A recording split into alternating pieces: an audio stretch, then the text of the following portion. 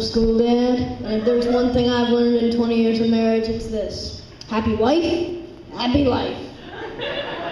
For those of you who are already married, you'd know that. For those who are not, you better write it down. And don't you just go get a flimsy piece of paper somewhere, you go get a stone tablet and a chisel. Be number 11 if you're counting. My dad tried to tell me the same thing in his own way on my wedding day, so he came to me and said, I have only one piece of marriage advice for you.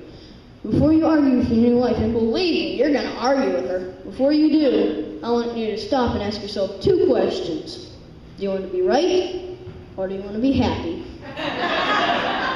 Then he broke down and sobbed right in front of me. If you have a teenager, let's get applause so I can get a feel. There you have it, folks. I ask that question all over America, and I get the same half-hearted response.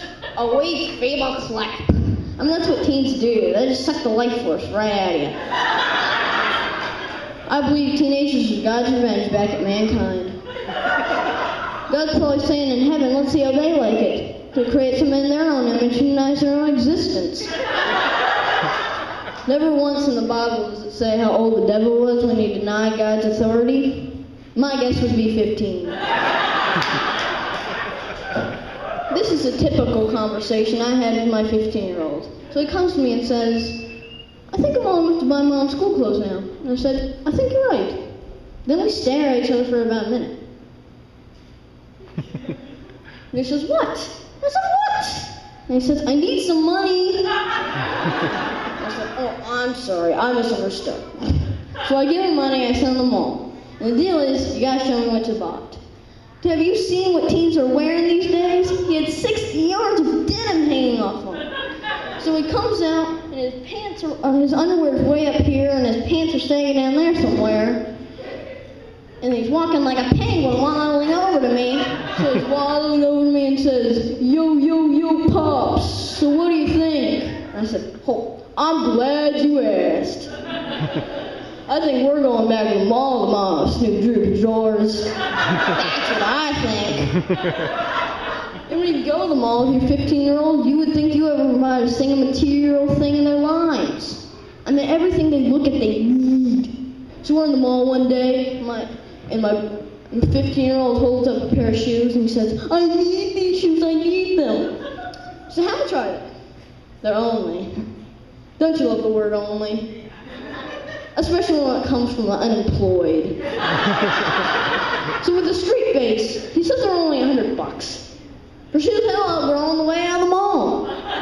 So I said, back that tape into the brain, boy, I'm gonna put some new information in. First of all, unless your name's Michael Jordan, never in your life do you need a $100 pair of gym shoes. I've got $40 for your gym shoes. Now I'll tell you what you need. $60. My kid's 6'2" and weighs 225. So he comes home from football today and says, hey, I just benched 250. And I said, good, now can you pick your socks up?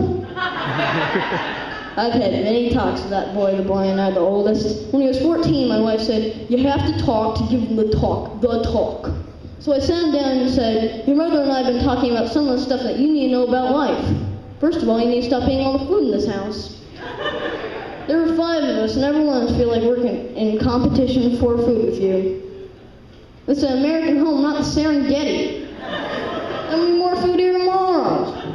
And save some for your poor little brother. The kid's so skinny he fell down the sewer grid the other day. Luckily he was wearing his bike helmet and he didn't fall all the way through. Man, those bike helmets save lives, don't they?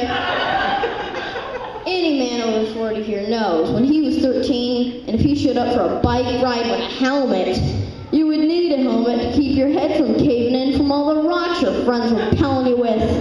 Hey, Dornblood, what's with the hat? Hey, stop it, man. You did cha-ching, cha-ching, cha-ching. Hey, you did my basket, man. Cha-ching, cha-ching. And if you don't do anything with your kid for a week straight, at least eat dinner with them, for heaven's sakes. I mean, the things that come out of their mouths.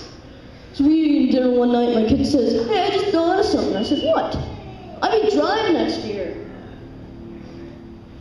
That innocent remark has kept me up for 6 weeks now. Man, that's scary. So he has his driver's permit now. So we let him drive to church every week. So that way we can get prayer time in before we get to church. Sometimes there's so many miracles, we just skip church and go right to the Cracker Barrel. No, you guys have been a great crowd. Thanks a lot.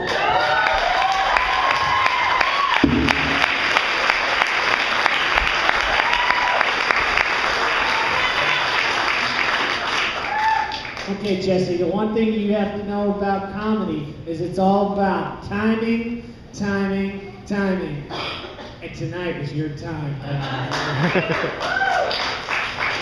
I thought you were great, and I crowned you king of the comedians. Keep up the good work. Congratulations. Ladies and gentlemen,